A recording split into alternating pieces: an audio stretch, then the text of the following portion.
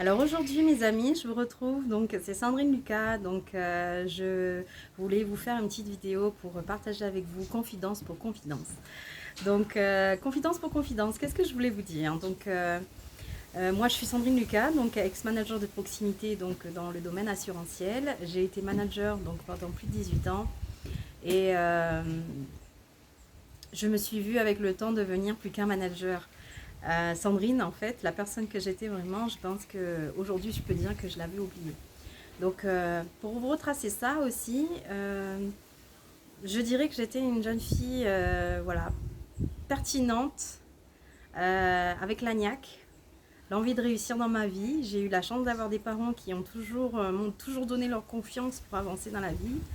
J'ai toujours eu cette chance aussi de gravir les étapes dans ma vie avec peu d'échecs. Réussite à l'école, une vie scolaire bien épanouie, des copains, des copines, voilà, des sorties, voilà, vivre tout simplement la banane, le sourire, des frères et des sœurs, avec des hauts et des bas bien entendu, mais voilà, une famille, le lien familial, les soirées, les sorties, euh, les boîtes de nuit. Voilà, donc ça c'était effectivement ce qui était mon quotidien lorsque j'étais dans mes années d'adolescence et jusqu'à mon entrée dans la vie professionnelle. Ensuite, bah ouais, je me suis cherchée, j'ai fait des études, que j'ai fait un BTS de compta gestion. Voilà, parce que bon, à un moment donné, on vous dit, bah oui, ok, tu auras fini ton bac, mais il va falloir que tu fasses autre chose. Bon, ok, bah, c'était le même établissement où j'étais, waouh, j'ai postulé, j'ai eu, bah, très bien, comme je vous disais, pas d'embûche, tranquille, quoi. Quand je suis sortie de ces 2 années de BTS, ben là, il y avait deux choix, soit d'entrer dans la vie active, soit effectivement de continuer mes études. J'ai décidé de parfaire mon parcours en allant dans une dans une école de commerce pour apprendre tout ce qui était partie commerciale. Voilà, c'était pas par vocation, je pense, c'était vraiment par curiosité de savoir. Je voyais autour de moi aussi ce qui fonctionnait. Donc aujourd'hui, le commerce, c'est une histoire qui marchait avant, c'est une histoire qui marche toujours aujourd'hui. Moi, je me suis lancée aussi là-dedans parce que c'est ce que je voyais aussi qui marchait autour de moi.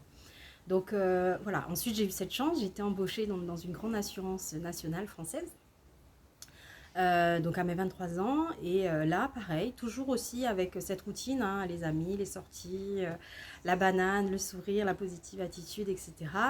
Et, euh, et ensuite, quelques années plus tard, j'étais propulsée, bien sûr avec mon consentement, hein, dans un poste de manager, donc de directrice d'agence, qui fait que ben, petit à petit, en fait, ça a modulé, ça a transformé en fait la fille joyeuse et pétillante que j'étais pour ni plus ni moins montrer une image aux autres qui était que de la dureté, de la directivité, de la froideur aussi je pense, un côté un peu inhumain, c'est-à-dire ok, moi je partais du principe à cet âge-là, donc à mon jeune âge, que quand on exerce un métier et qu'on a une fonction, il faut bien faire les choses, quoi. Il faut, voilà, on n'est pas redevable, mais on doit un juste retour, on a un salaire qui est versé tous les mois et le mérite qu'on a, c'est de vraiment réaliser les missions qui nous sont demandées et de bien les faire.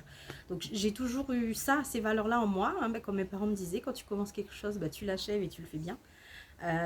Voilà, c'est aussi peut-être une croyance que j'avais qui était limitante aussi, qui fait que mon esprit était moins ouvert. Mais j'avais vraiment du mal en fait avec cette société où la performance, on la recherche, mais en même temps, on n'attend pas une exigence des gens. On n'attend pas que les gens se plient en quatre quelque part pour réaliser ce qu'ils ont envie de faire. Et comment arriver à motiver les gens, faire en sorte que les gens ils ont envie de tout donner, quoi. De donner le meilleur d'eux-mêmes. On est dans une société où, ouais, ok, on dit aux gens, ouais, il faut y aller, mais en même temps, soit on leur donne pas les moyens, ou soit, ils ont les moyens, mais c'est un petit peu des enfants gâtés, quoi. C'est-à-dire qu'il faut toujours caresser dans le sens du poil, et voilà, quoi, oui. Oh là là, c'est difficile, mon petit, je te comprends. Voilà comment moi je résumerai. C'est ça, c'est qu'à un moment donné dans ma carrière, c'était souvent ça. C'est oh là là, oui, ok, mais moi j'ai des choses aussi à faire en sorte que ça fonctionne dans ma boîte, dans ma boutique. Et il y a que des employés ou des salariés ou des collaborateurs qui peuvent m'aider aussi à le faire. Et ce que je ne comprenais pas, c'est pourquoi moi je pouvais me donner à 1000% et que les autres en face, voilà, il y avait soit le côté blasé, soit le côté où de toute façon c'est toujours les mêmes choses. On peut changer de chef tous les jours et il y aura toujours les mêmes enjeux. On change d'enjeu régulièrement et ça ne changera pas la face du monde. En fin de mois, on a son salaire.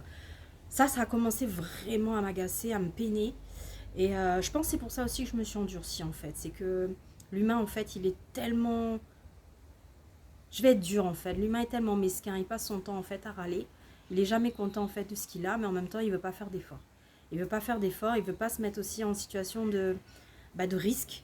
Il veut pas du tout sortir de sa zone de confort pour se rendre compte en fait que c'est facile de critiquer, mais quand il s'agit après de faire des choses différentes, de mettre en place des choses différentes, c'est là où c'est plus difficile.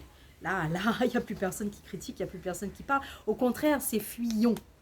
Fuyons. Et moi, j'ai jamais été dans ce tempérament-là. Et quand j'ai épousé cette fonction, les difficultés relationnelles avec les gens, ça a été vraiment une grande histoire, je dirais d'amour quelque part. Avec le temps, je dirais même d'amour parce que ces personnes-là, ils m'ont fait prendre conscience en fait de qui j'étais.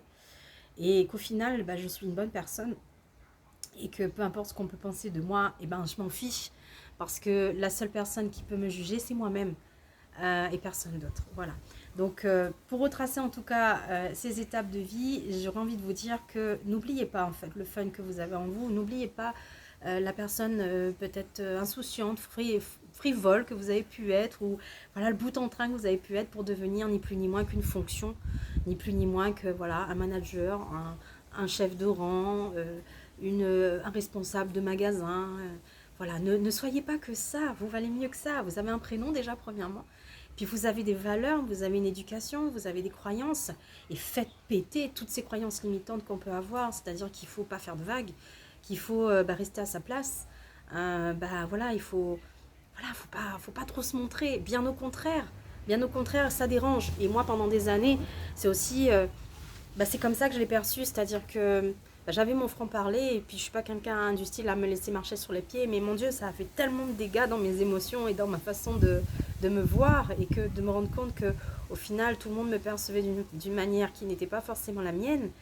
Ça m'a beaucoup déçue. Mais maintenant, après avoir été coachée, accompagnée, suivie et appris surtout mon fonctionnement et comment faire pour aujourd'hui garder cette estime de soi, faire en sorte que on puisse allier la personne qu'on est au métier qu'on veut avoir et faire en sorte que ça fasse qu'un. Certes, ça fait qu'un parce qu'on exerce un métier par passion, mais en même temps aussi quand on a envie de se détacher aussi de cette fonction, qu'on soit en capacité de le faire et qu'on puise en fait dans ce qu'on a au plus profond de soi pour se retrouver et se redonner de l'énergie et se ressourcer.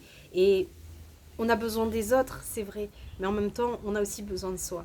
Voilà, donc je voulais vous faire ce petit message pour vous parler confidence pour confidence, vous livrer aussi ce que moi je pense et de vous souhaiter pour le coup une magnifique journée. Allez, ciao!